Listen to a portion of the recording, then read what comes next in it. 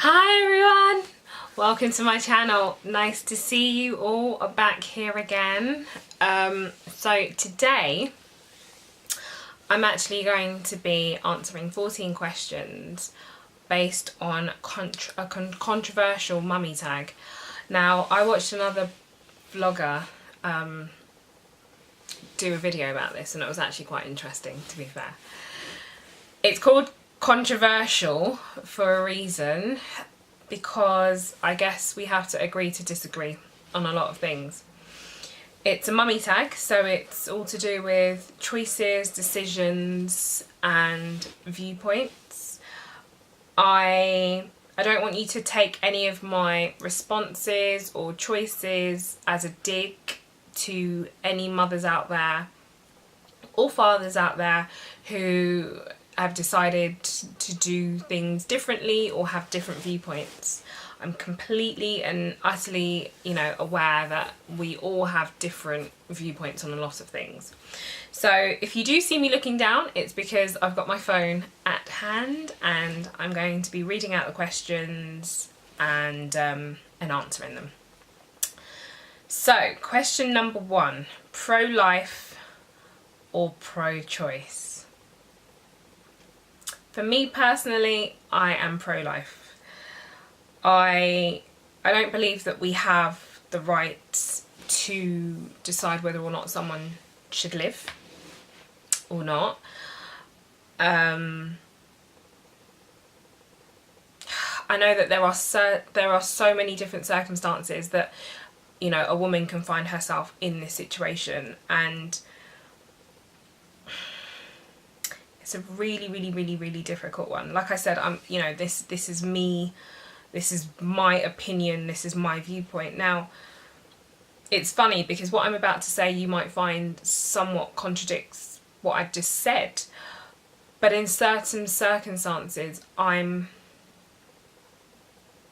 a bit lenient in that respect. So for example, in the event where a woman's expecting and she's been for her 12-week scan, everything's fine, she then, goes for her 20-week scan and there are, severe deformities or, something that could potentially harm her life as well as the baby's life. I think in that instance, I think that's where pro-choice potentially comes into it, because you then have to analyse and think about what type of life that would mean for you, what type of life that child may or may not even have. Yeah, it's a really difficult one. I think in the first instance I'm going to go with pro-life, but I think there are other circumstances where pro-choice may potentially come into it. Number 2, baby wearing. I wear my daughter. I absolutely love it. She absolutely loves it.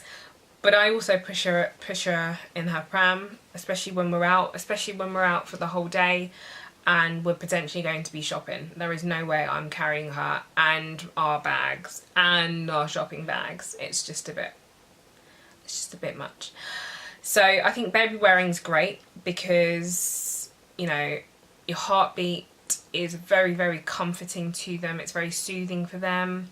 It's a place of comfort for them as well. They feel comfortable, they feel at home, nurtured and all the rest of it. Not to say that they feel any less of that in a pram, but it's, it's quite nice, especially for very newborn babies in particular. So baby wearing, I'm all for it. I'm like, yeah, do it, go for it. Number 3, circumcision. I laugh at this one. Okay, so when I was expecting my daughter, I didn't find out the sex at all. So I actually remember contacting a rabbi. Yes, I contacted a rabbi to find out about circumcision, because I felt like in the event whereby, I was to have a boy, then I would definitely want him circumcised. And I saved his number and we had a discussion about it, and he talked me through the process, etc, and how early on I could have it done, within a week or 2 after birth, etc.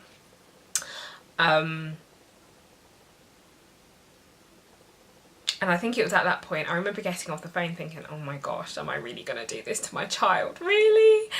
But hey, lo and behold, I had a girl. So I remember sending him a text and saying, I had a girl. And he was like, oh, congratulations. I was just like, cool, we won't be needing you. It's good. I think coming from a Nigerian background, and for quite a few of you that are, you know, from West African or African even, you know, Muslim, Asian, some Caribbean backgrounds, etc. I think you'll understand why, you know, we are pro circumcision. We think it's cleaner, you know, traditionally it's the norm.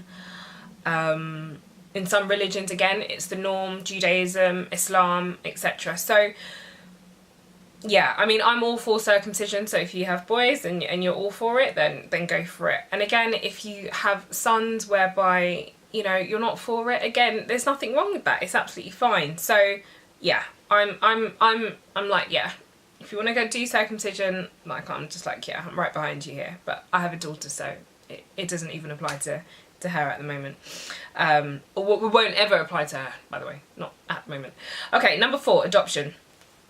Love it. I've always said that at some point I would love to adopt, at least, even if it's just one child.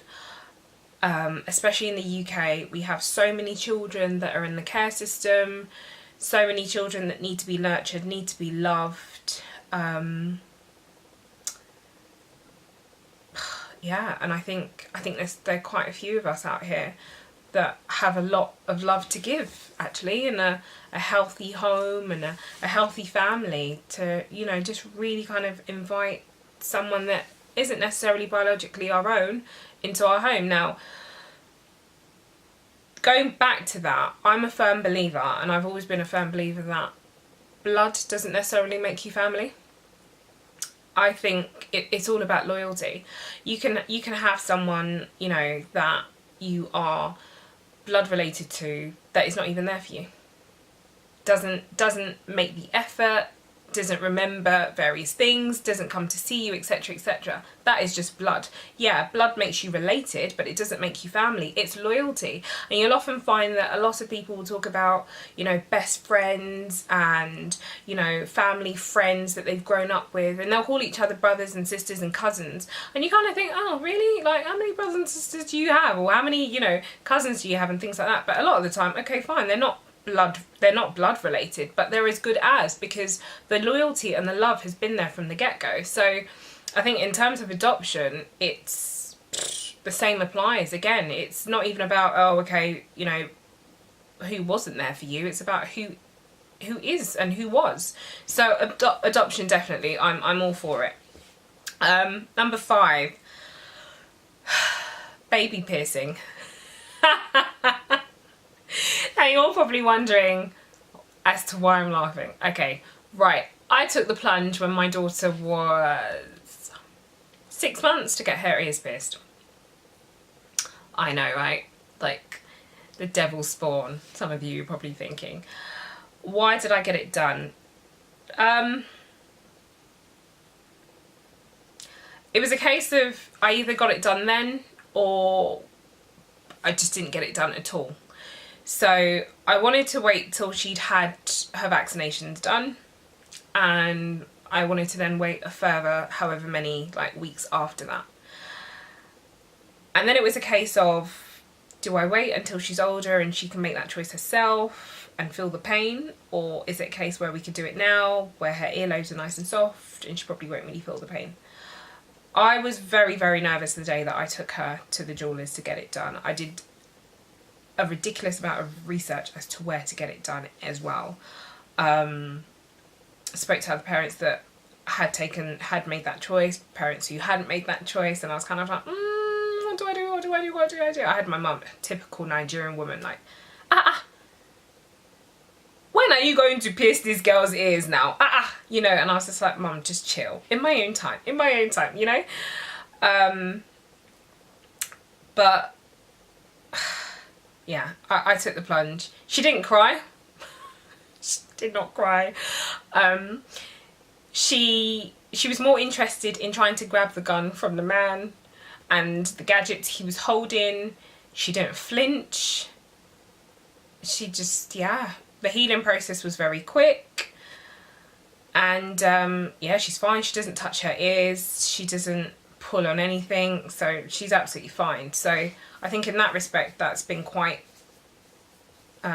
comforting for me, so to speak. So, but again, I know a lot of parents who have made that decision to leave it to them to when they're older. My mum got my ears pierced when I was 2 weeks old. This was the norm apparently back in the late 80s, but okay. This is the norm for, I think most of my aunts were like, yeah, 2-3 weeks, like, you know, we took, you know, so-and-so down to Selfridges and they did it. I was just like, whoa, weeks, okay. But yeah, don't judge me for it. Number 6, breast milk or formula. I breastfeed my daughter and I haven't given her any formula. Do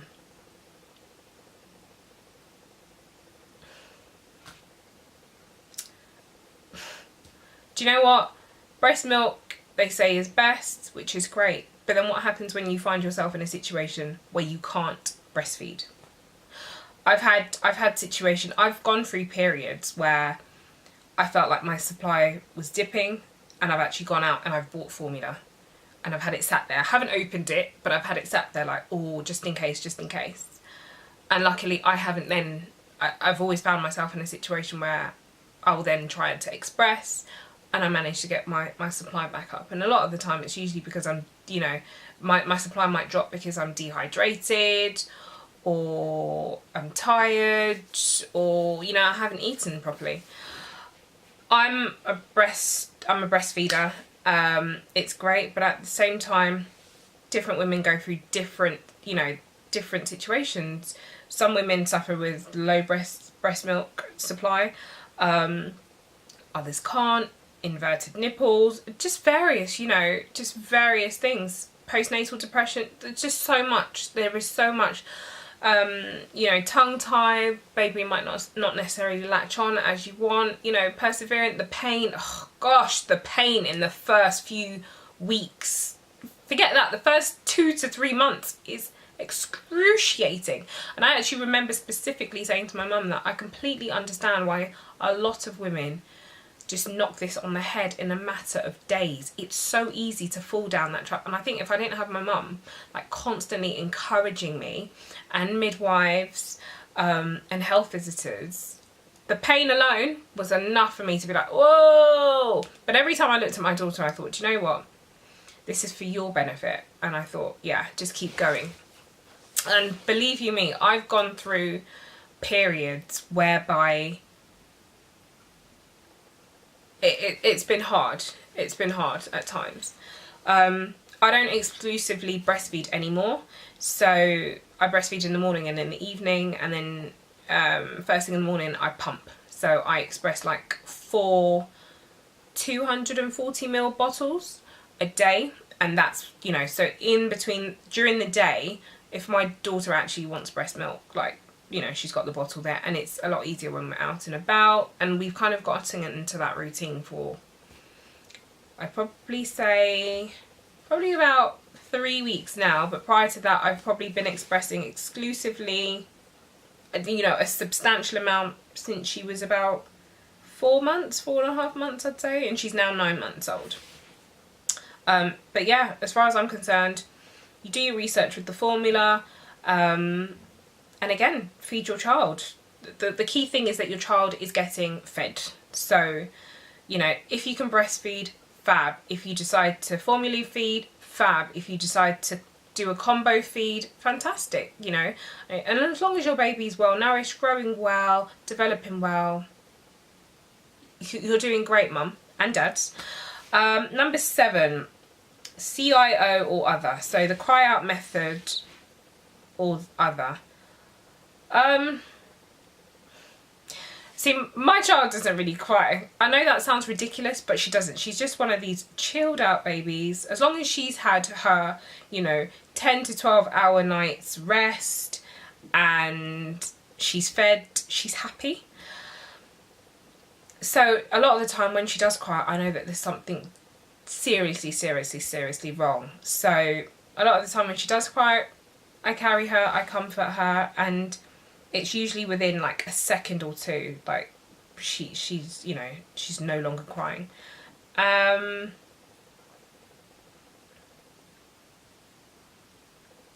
I think maybe it's different for babies that do cry a lot. So I think for babies that constantly cry, I think that can be mentally draining on any mother, you know, or father even.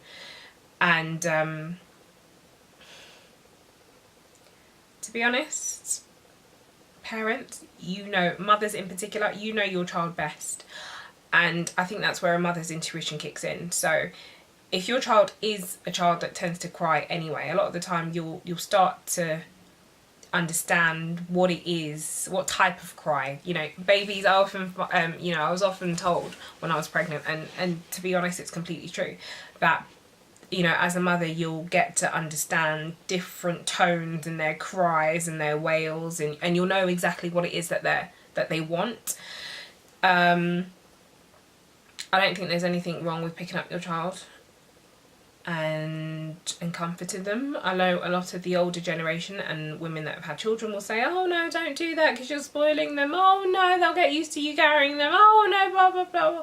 Well, guess what? Oh no, this is not your child, it's mine. So I will therefore do as I please.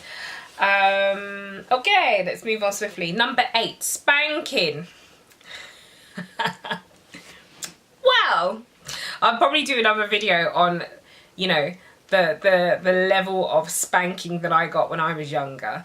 But off the cuff, I see nothing wrong with it. I think words are a lot more effective than spanking, personally, and I think, you know, on a long-term basis. But there might be the odd thing that your child does, not obviously, you know, as a baby, but as they get older, that you kind of think, whoa. But I think, you know, trying to speak into your child, if you are going to spank your child, it's not a case of, you know, grab you, beat you and just, you know, send you to your room. It's not a case of go and get the wooden spoon or bring me the slipper, bring me the belt. It's, you know, and I'll beat you and then just leave you be. You have to, you know, there has to be some form of explanation. There needs to be some form of talking, etc, etc, etc, etc. Yes, I know society, especially the society we live in now in the West, will deem this as physical abuse. Let me tell you something. If you're coming from an African home, if you're coming from a Caribbean home, we understand what spanking means, okay? It's not a matter of leaving scars on your body and, you know, mental scars and all the rest of it. It's a matter of discipline, or shall we say love and correction. That was actually a term that was picked up by this lovely lady called Tony, who did a talk at a Mummy's Day Out actually a few days ago. But yeah, you don't necessarily see it as discipline itself, because, you know, the term discipline holds so many, it carries so many negative connotations, but see it as a form of love and correction. Actually, you know, I love you, so I'm going to sit down and talk to you and but I'm also going to correct you, which might mean you might get a, you know, a little bit of a tap on the hand, smack on the bum. I see nothing wrong with it, personally.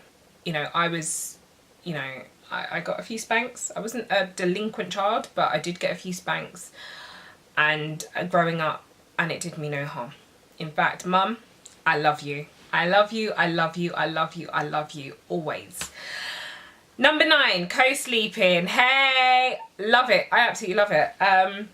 My daughter and I, we co-sleep. It's great. I love it.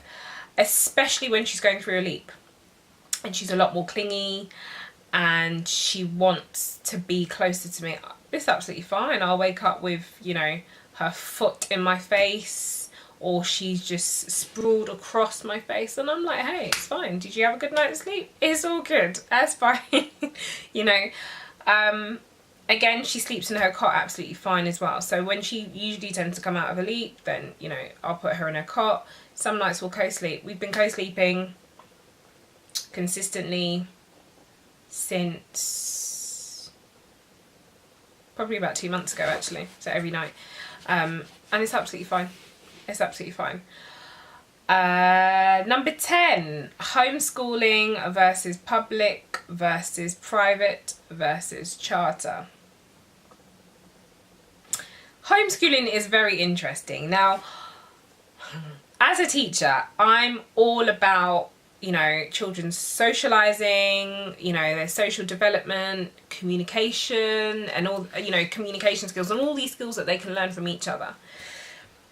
But recently I was thinking, homeschooling I don't think is a bad idea. However, I think you've got to have the time and the patience to really dedicate yourself to it. It's not a matter of kind of starting and then, oh, halfway through, oh, do you know what, I think I'll send you to school actually. It takes a lot of hard work and dedication. I think homeschooling potentially may work better if there are a group of other parents homeschooling.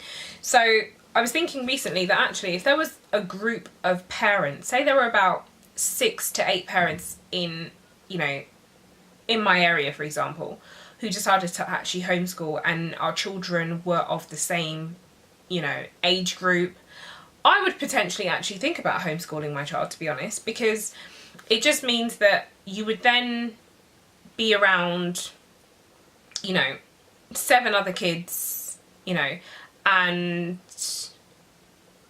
you'd all be homeschooled. We can then take you to the zoo, take you to museums, and you can go on all these trips as a group of 8. And that way, they're still interacting with one another. They're still developing, you know, the social and communication skills with other children. But of course, they're not, they won't necessarily have to sit in a class with, you know, 29 other kids kind of thing. So I think homeschooling is a good idea, but I think maybe as a group, because to be fair, if you have a group of 8, that's the equivalent of kind of being private schooled, you know, having that one-to-one as well. I don't know. Public school, I haven't worked in public schools. I'm not the biggest of fans. I'm sorry. Not to say that they're terrible, because there are some fantastic public schools out there.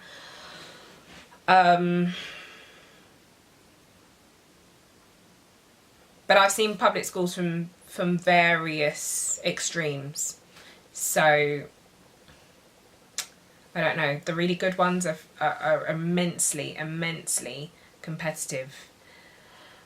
Private schools, I'm all for private schools. I think they're very beneficial. I think if you can afford it, it's fantastic in terms of the opportunities that a child is exposed to. I think it's fantastic. I attended a private school. I absolutely loved it. Absolutely loved it. So yeah, that's me on schooling.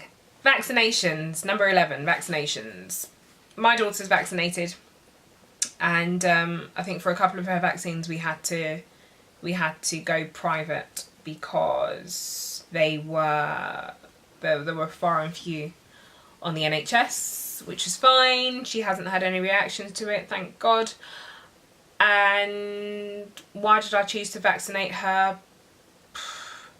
I was vaccinated as a child, did me no harm. And I think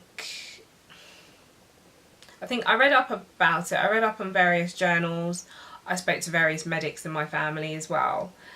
And I just felt like it was the best decision to make for her. So I did. But I know a handful of parents actually who decided not to vaccinate their children, and their children are also fine. So again, it's completely down to the individual. Wouldn't knock you if you did, wouldn't knock you if you didn't. Number 12, medicating children. It's funny that one comes straight after vaccinations. Gosh, I'm probably going to sound like I'm completely contradicting myself here. Medicating children, I'm not a huge fan. I can't lie. I think I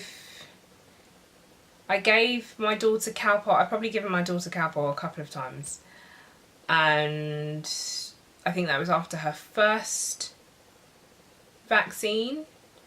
And I think the third vaccine, she didn't have a fever with the second. The third vaccine, I think her temperature hit, I remember that, I didn't sleep that night, it hit 39.9 degree, yeah, 39.9, and yeah, I didn't sleep. I sat there the whole night with the thermometer, taking her temperature every hour. You know, I think medicating children on a regular basis, I don't think does very much for their immune system.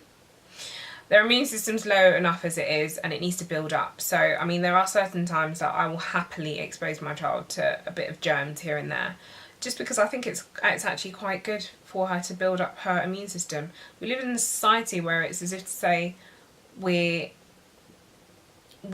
supposed to wrap our kids up in cotton wool, and I'm just like, really? What happens when they go to nursery? What happens when they go to school, when they're constantly coming home with various things, you know? So I think, you know, a bit of germs didn't do anyone no harm.